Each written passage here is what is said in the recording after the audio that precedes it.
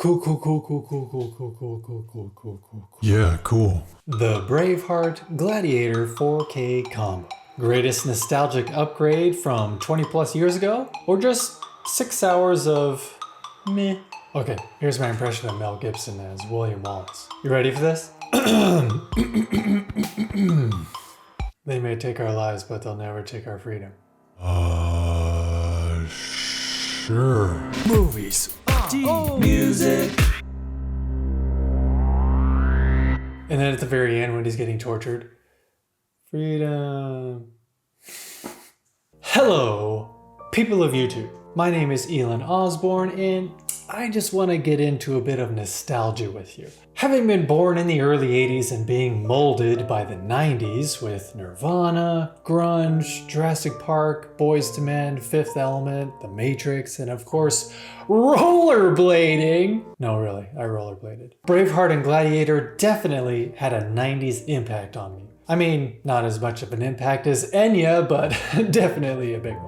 For starters, it was because I wasn't allowed to watch rated R movies in my household growing up. My parents just liked Sandra Bullock movies way too much. So these two movies in particular gave me that good old taste of teenage rebellion. That and cow tipping in the good old Central Valley of California. But my love for film began in the 80s with Star Wars, An American Tail, Goonies, Willow, Princess Bride. So a 3-hour epic story with a huge budget, historically accurate costumes, but not so historically accurate accents from Mel Gibson or Russell Crowe, lots of wonderful violence, and no Sandra Bullock in sight? That just spoke directly to the teenager film buff in me. I actually never owned either of these films on Blu-ray, so this is the first time I've had a copy of these in my collection. Hey, it's okay. But I do remember seeing it on DVD back in the day, and obviously this is the best it's looked and sounded since they began their home video journeys. Focusing on the case for a second, for this 2-movie collection release, Paramount Pictures asked the question, who can make an open-mouthed angry face better?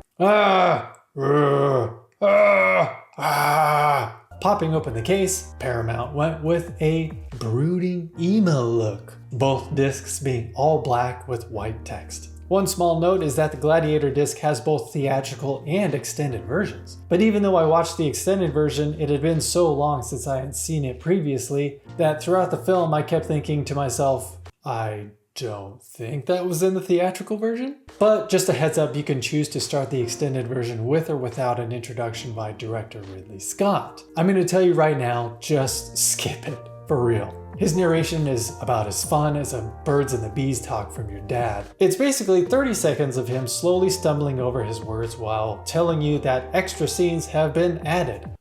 Yeah, no shit, Ridley. Not to mention that it seems like they recorded that introduction 1 minute after waking him up from his afternoon nap. Both discs feature a 4K DI, meaning it was a straight 4K transfer from the film negative, not upscaled to 4K, and it shows. Faces and skin tones have incredible detail. I mean, you feel like you're watching a commercial for moisturizer at times, which I'm sure Mel Gibson was excited about because he sure likes his close-ups, my goodness. But the detail is even more apparent in Gladiator, with it coming out 5 years after Braveheart. Filming techniques and technology have progressed a little bit, etc. The sweat, blood, dirt, dust, and grit of the Gladiator battles looked magic mushroom phenomenal. Although, just as an aside, since beginning to upgrade my physical media collection to 4K, when picking up older titles like these, you really start to notice some of the flaws when it comes to filmmaking back then.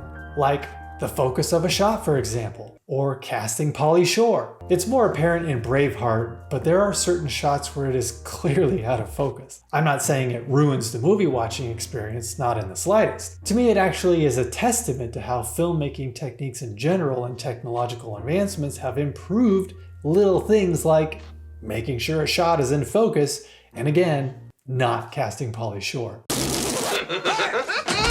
But things like focusing a shot are even more important nowadays, with everything being streamed or broadcast in 4K and eventually in 8K probably. So films like these, the flaws are more noticeable since at the time they had no clue that they'd be re-released in 4K. I don't know, It's just the nerdy filmmaker in me that gets a kick out of things like that. But it's not just about the resolution, folks. It's not just the fact that you can see Russell Crowe's snot dripping down his chin in crystal clear 4K resolution. Nay! Dolby Vision HDR has also vastly improved the color space, especially in Braveheart with its vibrant green Scottish landscapes. That's honestly the first thing that jumped out of the window at me from Braveheart.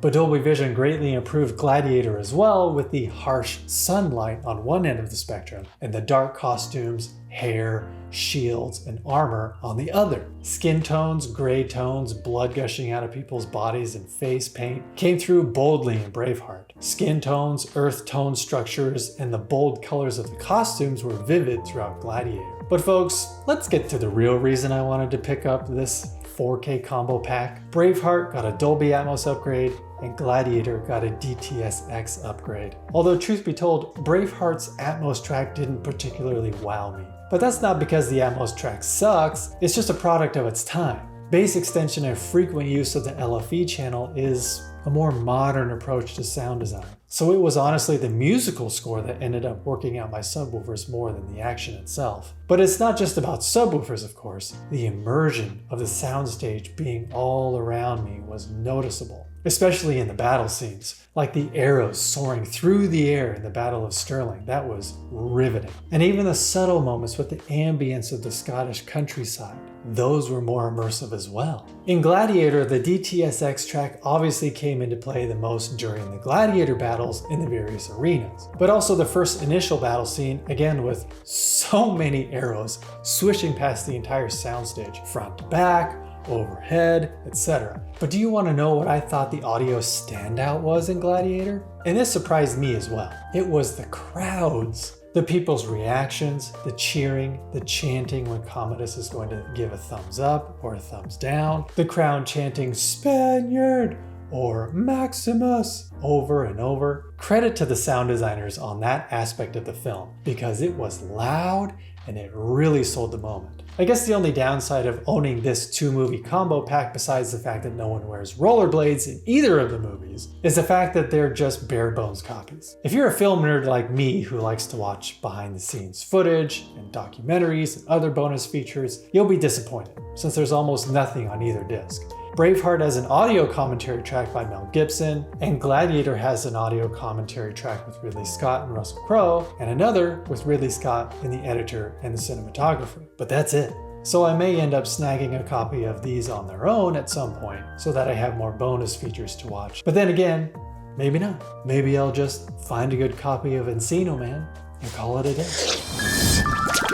And there you have it. Like I said, this is the best either movie has looked or sounded to date. So if you're like me and the nostalgia factor is big with these two films, I'll leave a link in the description below, since having these two together is a killer deal. Are you a fan of either of these films? Did they have the same impact on you? Did you rollerblade in the 90s? What do you think of bringing back the 90s mullet? Let me know in the comments below. Please remember to be kind to each other out there. Don't just watch TV shows and movies, experience them. And of course, always be listening.